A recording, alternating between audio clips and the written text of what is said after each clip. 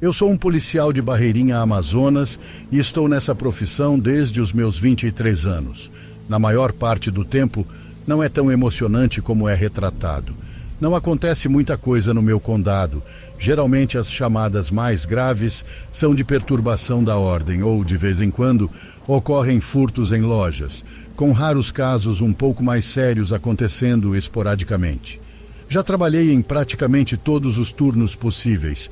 Passei um tempo no turno da noite e, com certeza, tive algumas ocorrências mais estranhas durante esse turno em comparação ao turno diurno. No entanto, teve uma vez durante o turno da noite em que não recebi nenhuma chamada.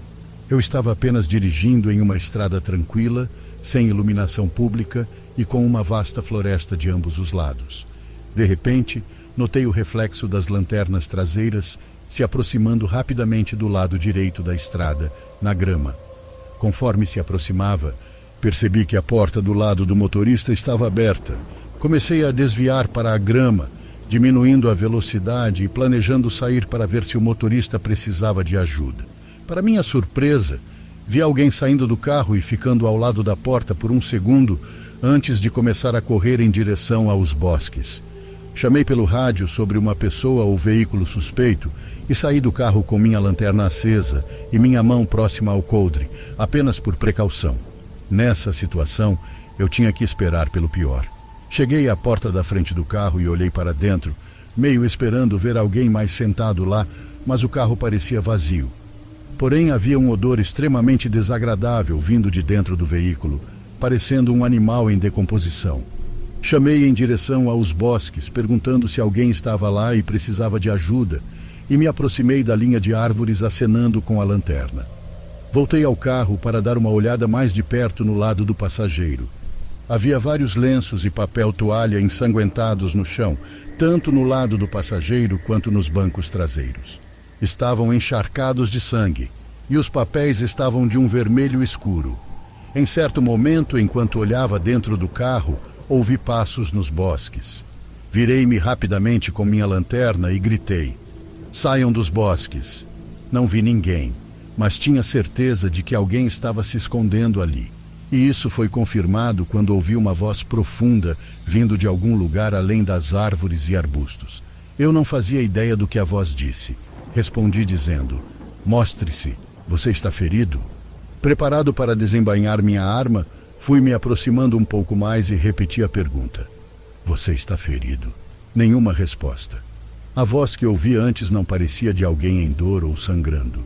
Além disso, por que alguém correria para os bosques ao ver um carro da polícia? Algo estava muito errado. Voltei ao carro e solicitei apoio. Ao investigar o veículo com mais detalhes, notei que ele não tinha placas. Quando entrei novamente no banco traseiro, encontrei algo que quase me fez vomitar de choque. Havia algo pesado embrulhado em papel toalha ensanguentado. Com as luvas, desembrulhei para descobrir que era uma mão decepada. Levei um momento para perceber o que era, porque estava completamente vermelha escura, ensopada de sangue. A situação passou de 5 para 10. Rádio informando que havia um possível assassinato e que precisava de reforços. Liguei as luzes da minha viatura para facilitar a identificação da minha localização pelos outros policiais. Quando o apoio chegou, fizemos uma busca minuciosa nos bosques em busca de possíveis rastros de sangue. No entanto, não encontramos nada, nem mesmo trilhas de sangue saindo do carro. Isso significava que a mão e o sangue nos lenços que encontrei talvez não fossem da pessoa que vi correndo para os bosques. Eventualmente, a unidade canina teve que ser chamada para buscar a pessoa. Horas e horas de busca não levaram a nada. O veículo foi apreendido, pois havia sido relatado como roubado por um morador de uma cidade próxima, que disse não ter ideia de quem poderia ter roubado seu carro. Foram coletadas impressões digitais do volante e testes de DNA foram realizados na mão. Nenhuma correspondência foi encontrada no banco de dados. Até hoje, não houve progresso em descobrir a identidade do motorista daquele carro e a quem pertencia a mão decepada. Meu parceiro e eu fazemos parte de uma unidade do departamento do sargento responsável por monitorar tornozeleiras eletrônicas. Em uma noite, enquanto procurávamos por alguém que havia fugido do programa, Seguimos sua última localização conhecida, que era uma área um tanto suspeita do nosso condado. Poucas abordagens são rotineiras, mas essa desde o início foi perturbadora. Meu parceiro foi até a porta da frente, enquanto eu fiquei de olho na lateral da casa. Depois de bater na porta, conseguimos ouvir movimentos lá dentro, e a porta se abriu lentamente, revelando uma mulher de meia-idade que olhou diretamente para mim. Não havia como ela saber onde eu estava, já que eu não estava visível por nenhuma janela da frente ou da lateral da casa. O estranho foi que a maioria das pessoas responderia à pessoa na porta da frente e não olharia primeiro para o lado da casa. Após um momento, ela nos deixou entrar depois que perguntamos se ela conhecia alguém chamado Camille, que estávamos procurando. Ela murmurou algo indicando que Camille estava lá. As coisas mudaram completamente quando ela caiu de joelhos e começou a se arrastar pelo chão gritando por Camille. Era evidente que essa mulher tinha problemas mentais e presumimos que Camille fosse sua cuidadora. Nós dois sabíamos que a situação estava estranha, mas começamos a buscar pela casa. Durante todo o tempo, essa mulher continuava gritando por Camille, nunca se levantando, apenas nos seguindo no chão. Era por volta das 20 horas e estava escuro lá fora. Dentro da casa, apenas uma luz estava acesa. Não havia televisões ou qualquer eletrônico. A casa tinha uma atmosfera estranha e a disposição dessa residência antiga tinha cerca de 4 quartos e 2 andares. Toda vez que eu saía de um cômodo, parecia que estava em uma parte da casa onde não estivera antes. Eu entrava em um corredor e parecia estar em outra parte da casa, como se tivesse entrado em uma espécie de fenda dimensional. Às vezes, a mulher estava bem atrás de mim sem fazer nenhum som. Eu começava a questionar como tudo isso era possível. Em certo momento, ambos subimos para o andar de cima, que parecia ter quartos, ou talvez um banheiro no topo das escadas. Ao tentarmos abrir a porta, ela não cedia. Parecia que estava lacrada de alguma forma, como se tivesse sido pintada e a tinta tivesse secado nas frestas da porta. Depois de um pouco mais de esforço, a porta se abriu, revelando um sótão em vez de quartos. Se você se lembra do filme Atividade Paranormal, quando o cara encontra uma foto de sua esposa e filho no isolamento, era exatamente isso que parecia.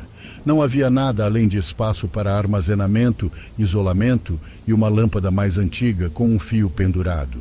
A mulher estava sentada no andar de baixo, nos observando, ocasionalmente gritando por Camille.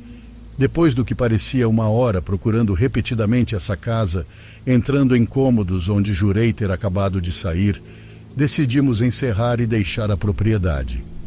Enquanto saíamos de carro, a mulher estava parada bem na frente da porta, nos encarando enquanto partíamos.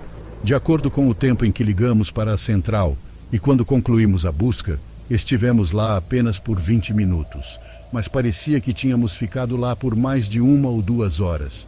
Não sei o que foi mais perturbador, o fato de ser tarde da noite, a mulher gritando o nome de Camille e se arrastando de joelhos, ela aparecendo silenciosamente atrás de mim sem que eu a ouvisse se mover, ou o fato de ela estar parada na porta nos encarando quando saímos. Nunca mais voltamos a essa casa. Minha família e eu morávamos no meio do Mato Grosso do Sul. Poucas histórias surgem dessa região, e a que estou prestes a compartilhar nos deixa felizes por causa disso. Meu primo, a quem todos chamavam de Marcos, era policial há 5 anos. Ele entrou na corporação com entusiasmo e otimismo. Acredito que como muitos fazem. Pode parecer clichê, mas ele realmente queria fazer a diferença e ajudar a melhorar a vida das pessoas em sua comunidade. Um dia receberam um alerta sobre uma casa em algum lugar em terrenos perto da capital. Segundo Marcos, era um local que as pessoas pensavam estar abandonado há anos, o que dá uma ideia do estado em que a casa se encontrava. Quando eles chegaram, um senhor mais velho estava sentado nos degraus da frente, com as mãos nos bolsos. Marcos e o outro policial se aproximaram dele e ficaram alarmados ao verem que o homem estava chorando, não apenas chorando, mas soluçando, e também murmurava algo sobre o quão terrível era. Eles tentaram questionar o homem, mas ele estava completamente incoerente.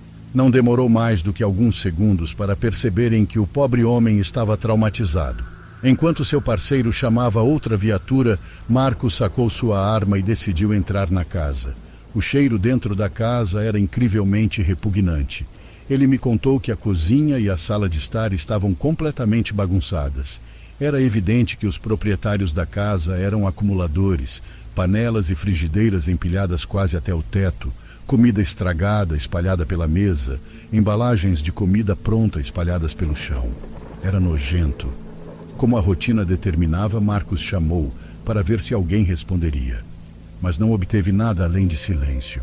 Ele me disse que mesmo com todo o treinamento e experiência adquiridos ao longo desses 5 anos, sua frequência cardíaca já estava acelerada. Com a arma pronta, ele verificou a sala de estar e não viu ninguém lá. Fez seu caminho pelo corredor, onde o cheiro estava ficando muito pior. Justo quando tudo se tornou insuportável, ele cobriu o nariz e a boca e abriu a porta do que suspeitava ser o quarto. Na cama havia 2 cadáveres de pele cinza e cobertos de moscas. Apesar de seu estômago revirar, Marcos decidiu se aproximar para olhar mais de perto, uma decisão da qual ele disse arrepender desde então. Um dos cadáveres era de um homem e o outro de uma mulher. A pele de seus rostos já começava a se soltar e as moscas voavam para dentro e para fora de suas bocas. Algumas pousavam e ficavam nos globos oculares. Enquanto Marcos examinava o cadáver da mulher, ele ficou horrorizado ao descobrir que ela segurava um corpo de bebê ainda menor, também sem vida. Foi só quando uma barata grande saiu da boca do bebê morto que Marcos saiu correndo para fora da casa, tropeçou e vomitou o almoço nos degraus onde o homem estava sentado. Quando os outros carros finalmente chegaram, puderam fazer uma inspeção mais detalhada. O homem mais velho que Marcos e seu parceiro haviam encontrado quando chegaram pela primeira vez era um ex-colega e amigo do homem morto. Eles haviam trabalhado juntos em uma empresa de embalagem de pêssegos. O homem, que conhecido como Gabriel, apareceu por mais de uma semana e foi até a casa deles para ver se ele estava bem. O pobre homem havia sido o primeiro a ver aquela cena horrível no quarto. A história que conseguiram reconstruir era a de que o marido e a esposa, em algum momento, se tornaram viciados em opioides após uma cirurgia realizada cerca de 1 ano atrás. Eles começaram a abusar de analgésicos juntos e o vício cresceu cada vez mais até que começaram a usar heroína injetável e por via nasal. A filha deles, que não tinha mais do que 2 anos, morreu por falta de cuidado. Quando o marido e a esposa descobriram o cadáver do bebê, eles finalmente desmoronaram completamente e decidiram acabar com suas próprias vidas. O legista encontrou uma quantidade suficiente de heroína nos corpos de ambos para matá-los 2 vezes. Marcos ainda está na corporação, mas começou a beber um pouco demais depois disso. Ele tem feito terapia e conseguiu controlar seu consumo de álcool, mas quase todas as vezes que conversamos, ele diz que ainda tem pesadelos com o corpo daquela pobre criança, e em seus pesadelos, o bebê ainda está chorando. Uma vez atendi a um chamado de possível invasão. Uma jovem mulher que morava sozinha ligou com medo, dizendo que chegou em casa e encontrou uma janela quebrada no andar de baixo. Mas nada parecia ter sido roubado e ela não conseguia encontrar ninguém dentro. No entanto, quando subiu as escadas para ir para a cama, achou que podia ouvir passos se movendo lá embaixo. A ligação foi encerrada pouco depois que ela disse isso, e a mulher não atendia às tentativas de retorno. Aceitei o chamado e cheguei à pequena casa. Fui bater na porta da frente e, após 1 minuto, dei mais algumas batidas e apertei a campainha.